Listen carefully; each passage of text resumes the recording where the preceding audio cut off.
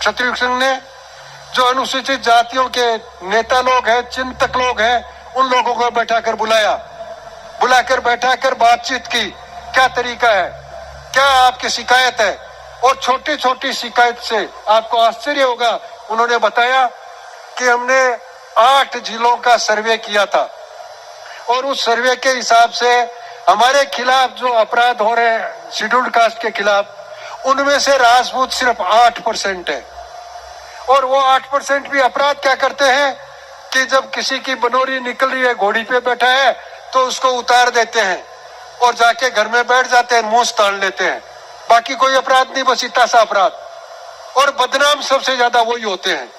बाकी जो दूसरे लोग अपराध करते हैं, हमारी बच्चियों को उठा ले जाते हैं, लेकिन उन्हीं की समाज का कोई आदमी आएगा, उसका कान पकड़ के लाएगा, मारो इसके जूते, देखो कितना बेईमान है, ये कोई काम करने का है, और बात खत्म हो गई।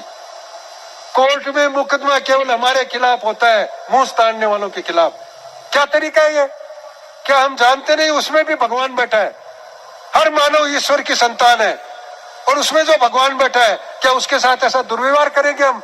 एक छोटी सी बात है। होना तो ये चाहिए कि जब उसकी बिनोरी जा रही है तो आप 5 रुपए सही उसकी निसरावल करके देखिए आपके साथ कैसे लोग बैठते हैं। और कब ये बिगड़ा है? मैं तो कहता हूँ इस लोकतंत्र के इस भारत में आने के बाद बिगड़ा है। मेरे बचपन की मुझे बातें याद है। हम परिवार में जब रहते थे तो सब साथ मिलके, शेड्यूल्ड कास्ट के लोग भी हमारे साथ मिलके रहते थे, हम साथ खेलते थे, एक दूसरे को उम्र के हिसाब से भाई, दादा, छोटा भाई, ऐसा इस तरह से करते थे, कोई भेद नहीं था। उनके यहाँ की महिलाएं हमारे घरों में झाड़ू लगाने आती तो हमारे घर की जो छोटी महिलाएं होती थी वो उनके पगे लगती थी।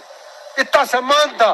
उसको किसने बिगाड़ा? इस लोकतंत्र ने डिवीजन करने की कोशिश की है और उस डिवीजन को दूर करने में हमको भी अग्रणी बनना चाहिए कि नहीं, हम सबके साथ बराबर अच्छा व्यवहार रखेंगे।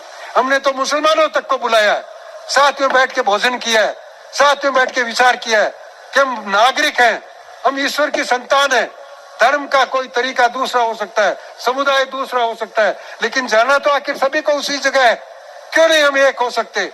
ये सब बातें करने की जरूरत पड़ी है। ये भी इस कौम का अरमान है कि हम ऐसा करें, लेकिन कौम का अरमान ये भी है कि हमारे साथ अगर अन्याय हो रहा है तो उसी जो अभी गीत गाया था उसकी पंक्ति फिर सुन लीजिए। ध्यान रखना मौन मेरा टूट ना जाए।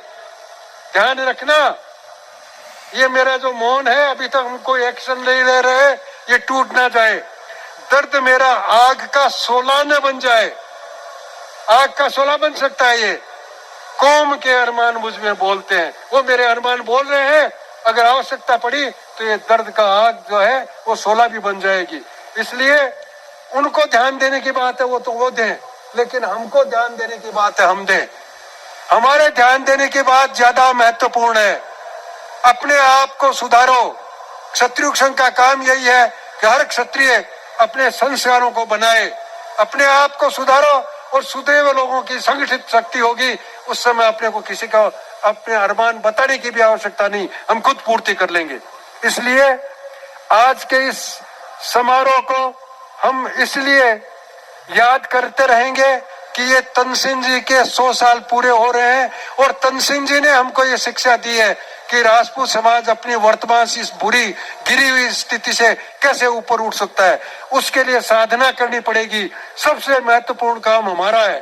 उनको तो अपन दोष देते हैं, वो हो सकता है वो सुधर भी जाएंगे, लेकिन हमारे वाला काम 1-2 साल में नहीं, 1-2 पीढ़ी में नहीं, बहुत लंबा समय चाहिएगा।